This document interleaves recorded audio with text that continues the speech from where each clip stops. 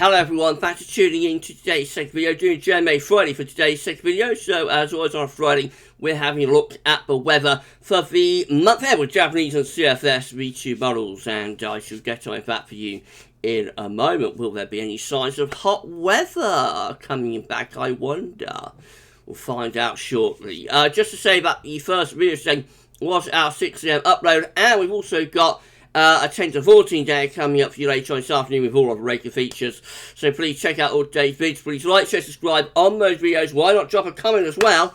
And thank you so much everybody for doing that. Right then, let's get on with JMA Friday show. We're going to start off with the 500 millibar high doubling from the Arctic and North Pole view down. So this is the North Pole just here. This is the wider Arctic circle around there, of course. So blue is extrapolating to below average heights, which is low pressure, yellow, orange, and red to above average heights, which is high pressure. These anomaly charts are broken down into week periods. The first week period is going to take us from the 22nd to the 29th of July, the week that we're currently starting today. So we find that in week ahead, or the coming week, we've got below average heights to the north of the country.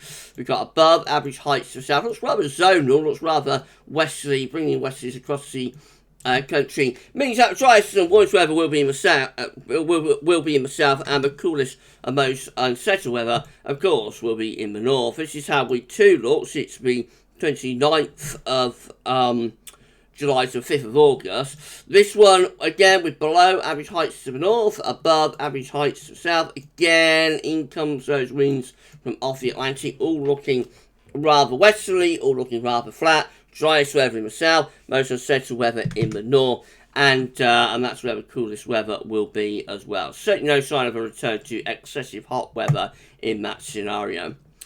Weeks 3 and 4, from the 5th through to the 19th of August, looking a little bit strange, actually. So not really overly clear what is going on. I suspect we're just staying like flat and westerly, probably, with some lower pressure up here and some higher pressure down there. But it is a slightly strange anomaly. But bear in mind, weeks 3 and 4, 2 weeks anomaly, so could be transitional. There might be something like a very unsettled and a very settled week within there that are setting one another. Something like that could be happening. Right, let's have a look at the Arctic and North Pole, the tropical mid-latitude view, I should say. So we can actually see the Arctic and North Pole view. That is actually off the chart now up here. We can't see Iceland, Greenland, Scandinavia, North Pole, those areas are off the chart. So we've had a look at that view down though, so we know what's going on. And the British stars in the top right hand corner of the chart as you're looking at it. Reminder of week 1, 500 millibar height anomaly with above average heights to the south, below average heights to the north, and winds coming in from the west, like that.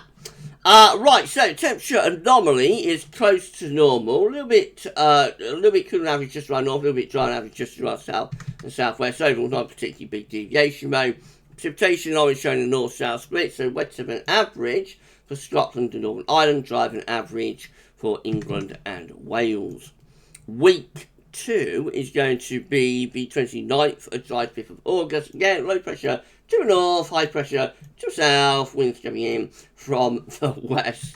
And so temperature anomaly, again, show north-south split, a bit cooler than average just to our north, and a little bit warmer than average just to our south, and not particularly big deviation either way across the country. Precipitation anomalies, again, look a bit wetter than average for Scotland, drier than average over Ireland, England and Wales. And then week 3 and 4 with this rather strange looking anomaly, so I just put a couple of question marks in there. So the temperature anomaly for week 3 and 4 from the 5th to the 19th of August, again, just looks a little bit on the cooler than average side to our north, a little bit on the warmer than average side just to our south. Not a big deviation either way. Precipitation anomalies are turning dry, so probably a transition to something more anticyclonic as we go further on into August, but not excessively hot. Right, compared to CFS V2, this is how CFS is looking. So, again, these are 500 millibar high down breaking down to week periods. The first week period taking us to the 22nd, 28th of July. becoming weak with top of below average heights over Scandinavia, above average heights pulled out into the Atlantic. So it's a little bit on the cool and showery side, really, especially so for more northern areas. Now, week 2 looks genuinely unsettled, more unsettled than the JMA looks, actually. It's the 29th of July to the 4th of August, with below average heights properly in then into the country, and the jet stream is being pushed southwards as well, so turning increasingly unsettled with low pressure bringing spells of rain in from off the Atlantic Ocean. Even in the south there might be a little bit of rain with that.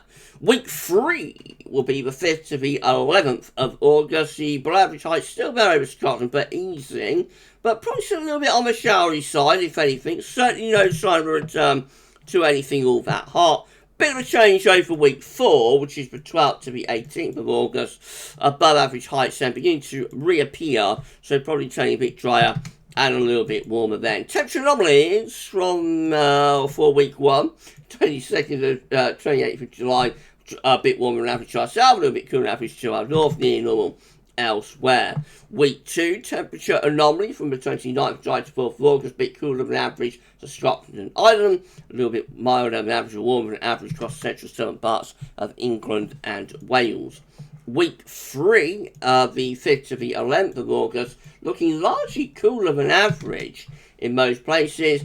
And even week 4, which is the 12th to the 18th of August, probably no better than average, really. So this is a cooler August compared to July. And then finally, the precipitation anomaly for week 1, 22nd to 28th of July, a bit wetter than average to our north, a little bit drier than average just to our south. Week 2, 29th of July to 4th of August, probably varying a little bit on the wetter side, especially so to the north and west. Week 3, from the 5th to the 11th of August, near normal precipitation or no signal. And then week 4, 12th to the 18th of August, again, near normal precipitation or no signal. Right then, so it's a little bit mixed, I have to say. Mixed August, probably, with JMA Friday. I think it's fair to say. Today, not overly wet, especially in the south, could be a lot of dry weather. Will be more unsettled in the north. I think the main takeaway is that there's no sign of a return to extreme heat here. It actually looks like August could be a relatively cooler month compared to July. Right, it's just a snapshot there of what is miles a day. Could look completely different next week. So any forecast beyond 5 to 7 days comes with big health warnings and large pinches of salt attached, of course. We will be back a little bit later on with your 10 to 14 day. It's going to include all our regular features. So keep checking back to the channel for more. But for this one, that's all for now. And thanks for watching.